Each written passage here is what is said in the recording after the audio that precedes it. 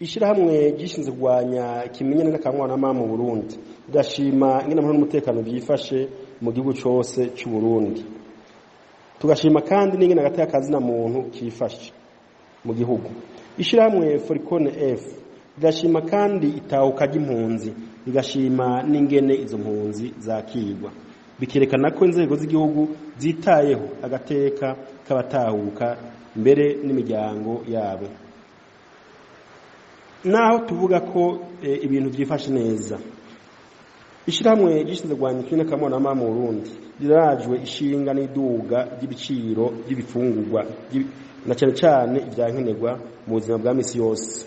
Foricone F isaba inzego kwicarira ico kibazo kugira bagitorere umuti maze umwene gihugu yoroherwe.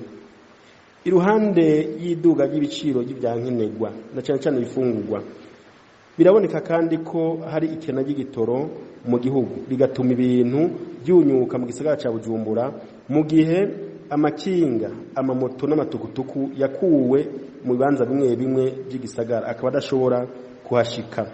Twitegereje ivyo, ishiramwe Foricone F risaba inzego kusura kwicarira ico kibazo, na cyane muri iki gihe biboneka ko ukwiyunguruza kwa bene gihugu kugoye, mbere bigatuma akoresha uburyo bwinshi ku munsi. Tugasaba ko rero bo kwicara ico kibazo, bavuga ko bafashe izo ngingo bisunze ko amasanganya ari menshi, bakaraba ko ibyo bisunze mu gufata iyo ngingo byaba byaragabanutse.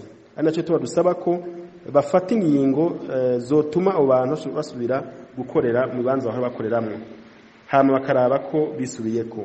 Mu bijanye n'imigenderanire, ishiramwe Foricone F rirashimira inzego z'igihugu ingene ziko ziragarukana imigenderanire n'ibihugu byo mu karere na mpuzamakungu.